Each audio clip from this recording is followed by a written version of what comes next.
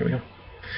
All right, this is my CEP 463 final video. We were tasked with interviewing somebody from the community and talking to them about the importance of community education and any other questions we really had for them that involved community education, nonprofit organizations, whatever we thought would get our point across and help us understand it better. I chose the director of the Schrader Center, Alice Eastman, because that resource was really easy for me to get to. We couldn't do a video or a personal interview because she was driving to Kentucky at the time when I had set up the interview, so it worked out really well that we could just do it over the phone, and then I could write down a couple notes and refer them back. A few things we had talked about. The first thing we talked about, I asked her about how effective I thought community education was, especially in our area.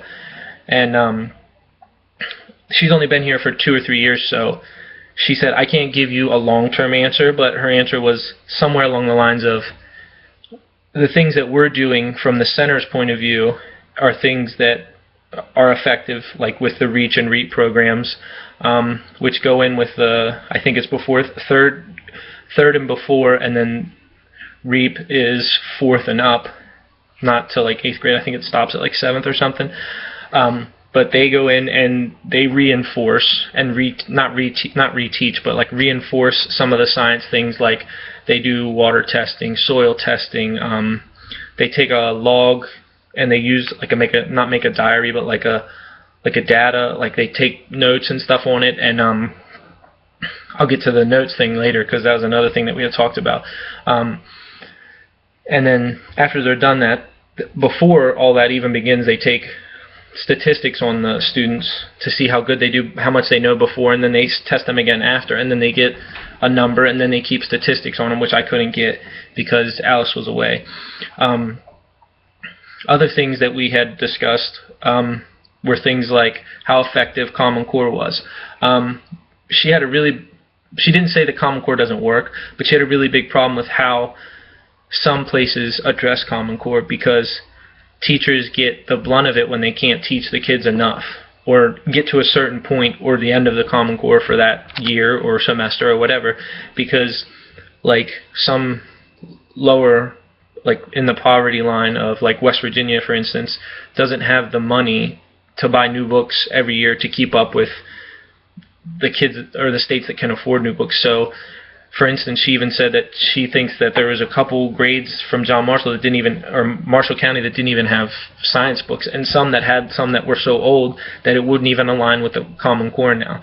So that poses a huge threat to those students' education because they can't get the proper education, and the teachers can't meet Common Core, so it causes even more problems and puts their jobs in jeopardy.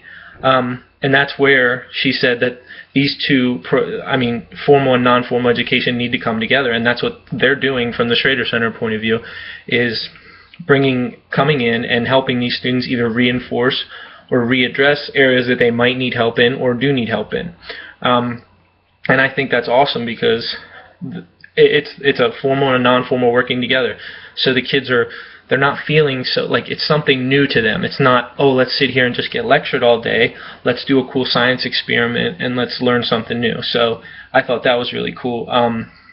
Another thing she had talked about with this was trying to make the two kind of work together, and not just from a science aspect, from like whether it's English, math, many other things. Like there's plenty of other programs around here, especially with Ogilvy Institutes and the zoo and stuff like that. They could make a whole bunch of programs like with math and with writing and the fine arts and all that stuff from the Stifel Center and stuff.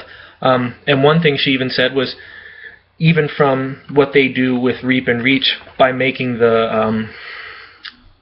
they make like a log or whatever, and like they make summaries of what they learned and what they did, the English teachers could go in and use that work to help reinforce the English or the writing and the reading proficiency of those students then. So she could just further add on to it just with even that, like not even it wouldn't even cost extra money. The teachers would just have to put the time in to help those students out with the writing portions of it and make sure that they're writing properly and getting things down and understanding things.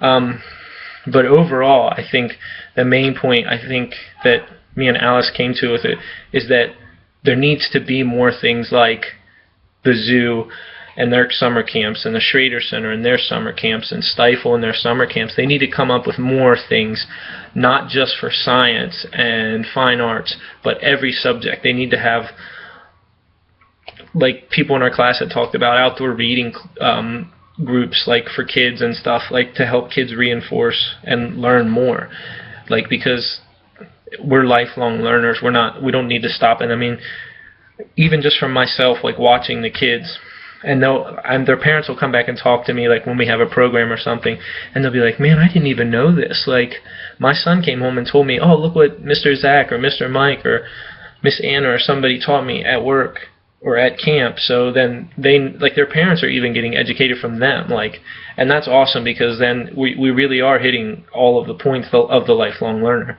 and I think that's awesome. But overall, like I said, is the big thing is with them coming together and finding a creative way to make it work, whether it's experiments, plays, things that we did in our other classes, and I think that that's important, and that's how community education can make not just our area but all over the country a better place. So